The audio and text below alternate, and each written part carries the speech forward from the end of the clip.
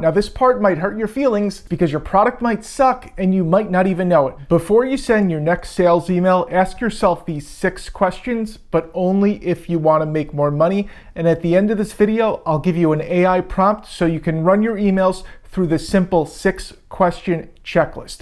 Starting with number 1. First question is, am I designing my email around 1.5 calls to action? If you want a person to do nothing, give them lots of choices. You must focus your sales emails around getting people to do one specific thing, like clicking a link to a sales page, and you want to cut off everything that does not support that effort. For example, you might want to put in links to blog posts or your social media accounts. No. Get rid of all that stuff and just focus on the big call to action. But you heard me say 1.5 calls to action. What's the extra 0.5? That's a separate little mini call to action to get in touch with you. A lot of people will be ready to buy, but they just need some random question answered. So you should consider these people red hot prospects. Encourage people to reply to your emails so you can talk to them directly. Next, you want to ask, am I stirring up emotion? Here's a simple rule of thumb for you. If people feel nothing, they buy nothing. Your emails have to stir up some kind of emotion like excitement, FOMO, or abject terror.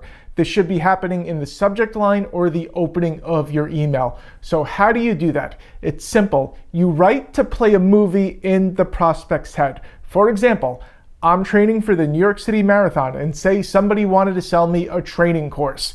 They would talk about how I'd feel crossing the finish line, putting on my medal, and then going home to have fried chicken because that's what I'm really dreaming about. Or they could go dark. They could say, imagine walking into work and telling people you failed to finish the race.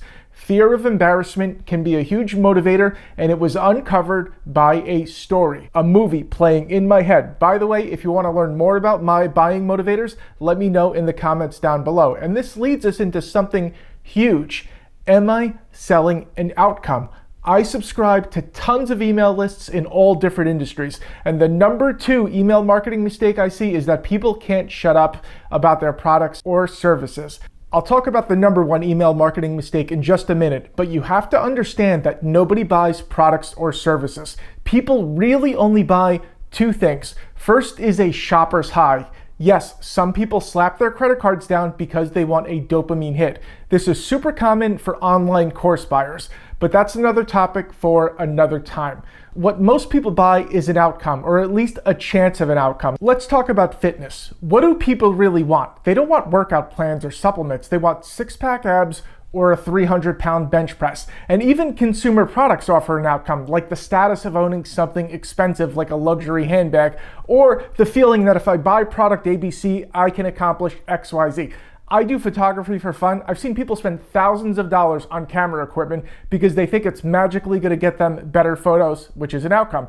Now, here's an easy way to know your email is not focused on outcomes. You say I or we more than you say you. So let's talk about the number 1 email marketing mistake you might be making. But before we get to that, if you've made it this far, you might care about who I am.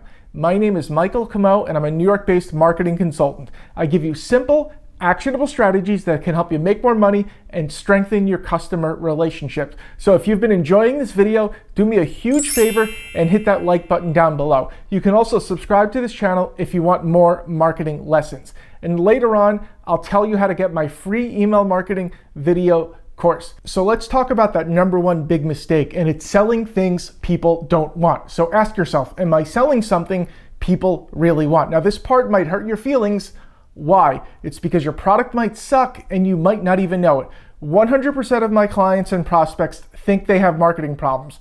Most of the time, they have product problems too that they're not aware of. In fact, if you're watching this video, you might be making that number 1 marketing mistake, which again is selling something nobody wants. So before you make any big marketing plans like doing new sales pages and shooting videos, make sure you have clear evidence that your product or service has potential to sell. At the very least, you should be making some sales and getting positive feedback. Remember, great products will sell okay under bad conditions. They sell like gangbusters with just average marketing. So let me give you a tip. If you happen to work with a marketer or copywriter and they tell you your product has problems, you should listen to them. Odds are they're seeing problems you don't, and they are risking pissing you off, and it's because they know the only way to make money is to get you to change course. Next big question, am I displaying social proof? Because the more popular something is, the more people want it. Nobody wants to be the first person to buy something. That's why Amazon started telling us how many people buy certain products. So you need some kind of proof that at least some real live human beings buy from you. The easiest way to do this is testimonials. And before you ask, do not make up testimonials. That is illegal in the United States, and I'm sure it's illegal in some other countries too. Another easy way is just telling people how many buyers you have. When I played guitar, I remember seeing ads from a company called Metal Method, which taught heavy metal guitar lessons. And the best line in all their ads was, Metal Method guitar lessons have reached more than 50,000 guitarists in 54 countries. Now, if 50,000 people in 54 countries buy something, it must be good, right?